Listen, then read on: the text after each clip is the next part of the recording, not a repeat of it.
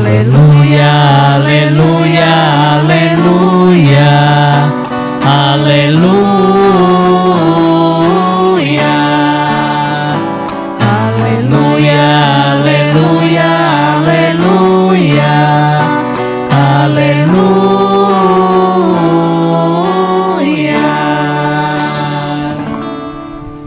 O Senhor esteja convosco. Ele está no meio de nós. Proclamação do Evangelho de Jesus Cristo segundo Mateus. Glória a vós, Senhor. Naquele tempo, disse Jesus a seus discípulos: quando o Filho do Homem vier em sua glória, acompanhado de todos os anjos, então se assentará em seu trono glorioso. Todos os povos da terra serão reunidos diante dele, e ele separará uns dos outros, assim como o pastor separa as ovelhas dos cabritos, e colocará as ovelhas à sua direita e os cabritos à sua esquerda. Então o rei dirá aos que estiverem à sua direita: vinde, benditos de meu Pai, recebei como herança o reino que meu Pai vos preparou desde a criação do mundo. Pois eu estava com fome e me destes de comer, eu estava com sede e me destes de beber, eu era estrangeiro e me recebestes em casa, eu estava nu e me vestistes, eu estava doente e cuidastes de mim, eu estava na prisão e fostes me visitar.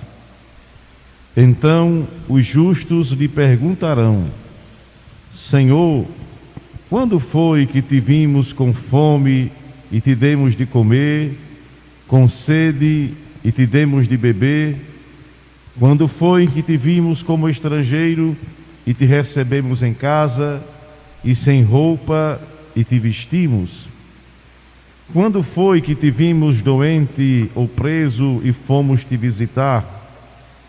Então o rei lhes responderá: em verdade eu vos digo que todas as vezes que fizestes isso a um dos menores de meus irmãos, foi a mim que o fizestes. Depois o rei dirá aos que estiverem à sua esquerda: afastai-vos de mim, malditos, ide para o fogo eterno, preparado para o diabo e para os seus anjos. Pois eu estava com fome e não me destes de comer, eu estava com sede e não me destes de beber, eu era estrangeiro e não me recebestes em casa, eu estava nu e não me vestistes, eu estava doente e na prisão e não fostes me visitar. E responderão também eles: Senhor, quando foi que te vimos com fome ou com sede, como estrangeiro ou nu, doente ou preso, e não te servimos? Então o rei lhes responderá: em verdade eu vos digo, todas as vezes que não fizestes isso a um desses pequeninos, foi a mim que não o fizestes. Portanto, estes irão para o castigo eterno, enquanto os justos irão para a vida eterna. Palavra da salvação. Glória a vós, Senhor.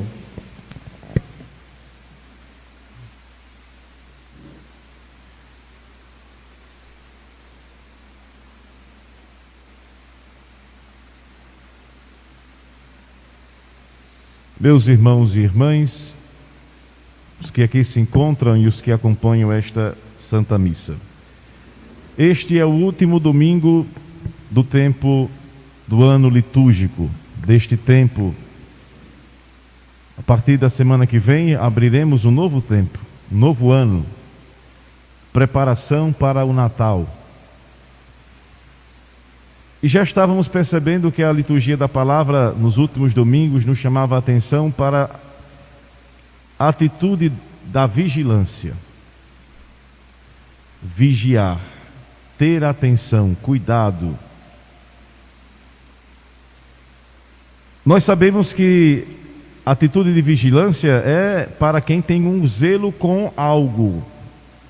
Quando a gente tem, quanto mais um bem tem valor, mais cuidado necessariamente nós devemos ter. No entanto, a gente se esquece que o bem de maior valor é a vida. A gente coloca muito valor nas coisas. E o bem que deveria ser mais bem guardado, que seria a vida, a gente muitas vezes despreza este bem, não tendo o cuidado necessário. Para alguns é mais fácil guardar um bem material. Por exemplo, quantos têm um zelo de guardar uma lembrança, uma relíquia de família, num lugar específico da casa, guardado? Aqueles que têm alguma reserva, coloca no banco para não ser assaltado, ninguém fica normalmente em casa. Você tem um bem que conquistou com muita luta, você guarda, tem um cuidado às vezes excessivo. Mas por que com a vida a gente não tem tanto cuidado? Será que a gente tem sentido ou percebe o valor deste grande bem, o maior de todos? Porque imaginemos, a vida é passageira e a gente perde, eu digo sempre aqui, a gente perde muito tempo com as coisas sem sentido. E aí a gente se esquece que um dia que Deus nos chamar, fica carro, fica casa, fica dinheiro, e a gente vai. E o bem mais precioso que eu deveria ter cuidado, que era a minha vida, eu não tenho esse zelo que deveria ter. Por isso que hoje, celebrando a solenidade de Cristo Rei, o que é que nos chama a atenção? O reinado de Deus em Jesus não é pelo poder equiparado ao poder dos homens.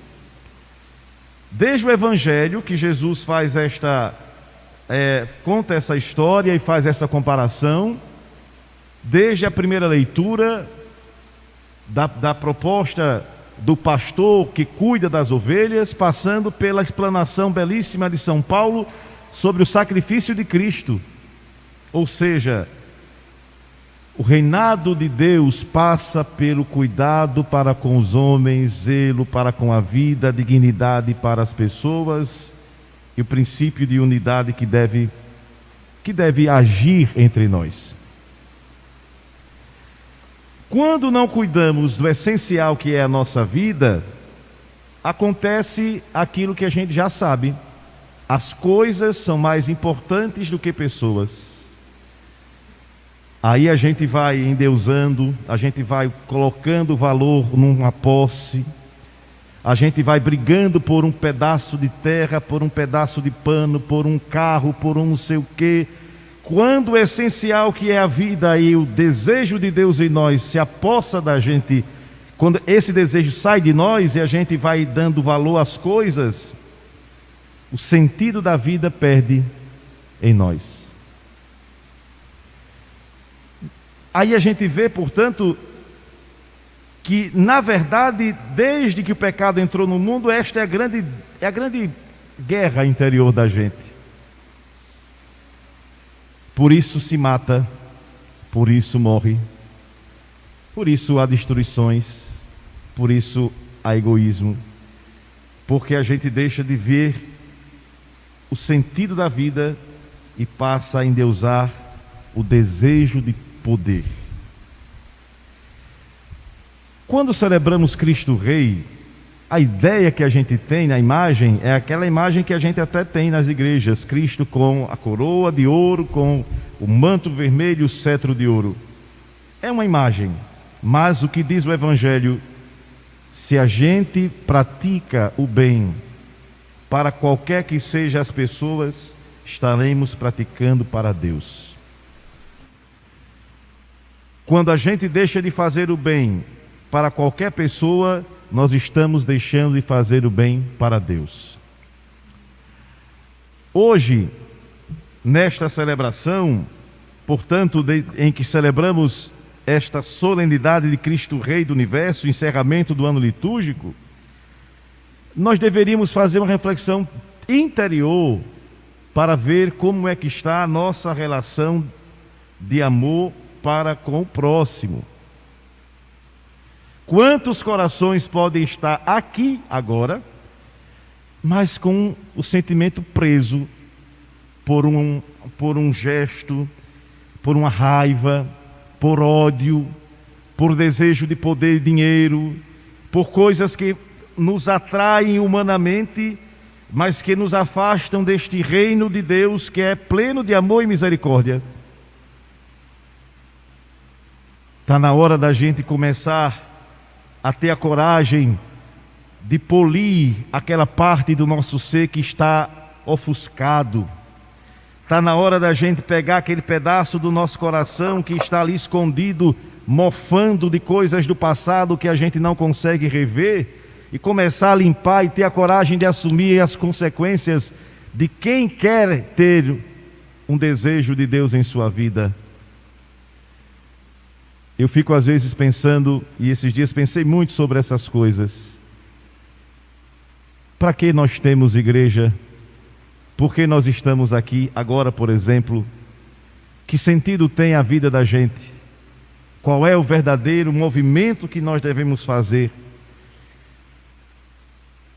Essa deve ser uma reflexão muito profunda para todos nós.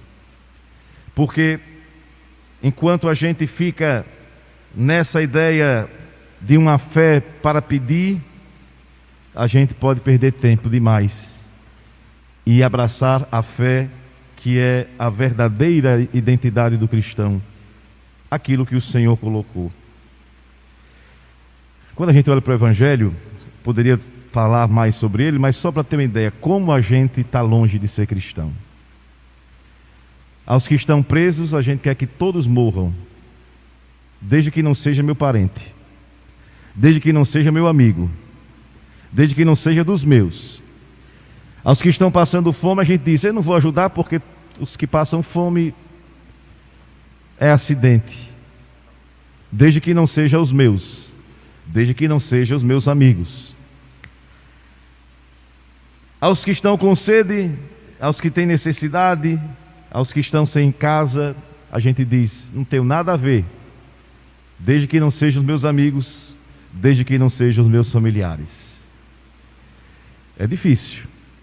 Eu, às vezes, como padre, falo honestamente, diante das minhas fraquezas, eu às vezes penso que a gente está soltando palavras ao vento. Porque não sei de onde a gente pode tirar forças. A dor de um padre e de um missionário é ver que as palavras que diz, mesmo com a sua fraqueza, não estão sendo escutadas pelos seus. Isso é uma dor na vida da gente. Quando a gente vê, por exemplo, que a gente fala de paz e muitos querem guerra. Quando a gente fala do bem, muitos querem o mal. Quando a gente fala de unidade, muitos querem exatamente o enfrentamento. É um tempo difícil, muito difícil. No entanto, a gente continua a missão, porque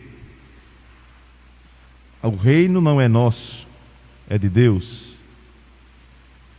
Mas olhando para dentro da gente, como a gente vive uma fé mentirosa. Infelizmente.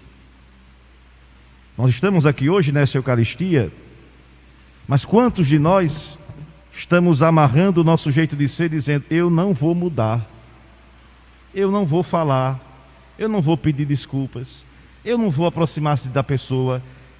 Quantas vezes somos injustos lá fora? Não é fácil. No entanto, a missão é de Deus e a gente não pode perder, porque há quem um dia seja beneficiado não com o que a gente diz, mas com o verdadeiro encontro. Nós estamos aqui hoje, os cantores, ministros, tocadores, vocês. Para que nós estamos aqui hoje? Quantas missas vocês e eu já participamos? Quantas delas realmente trouxeram para nós um sentido de renovação? Ah, padre, é porque eu vou para a missa de padre, eu vou para assistir a canção nova, eu vou participar de tal coisa. Não. É Ele que faz a obra. Não é o padre Anderson, não é o Papa Francisco, não é o bispo, é Deus. Então, vamos fazer essa reflexão hoje, abraçar esta realidade e perguntar realmente: onde eu estou no reino? Estou dentre aqueles que faz a vontade de Deus, se esforçando, ou dentre aqueles que realmente não quer ter nada a ver com o sentido da vida?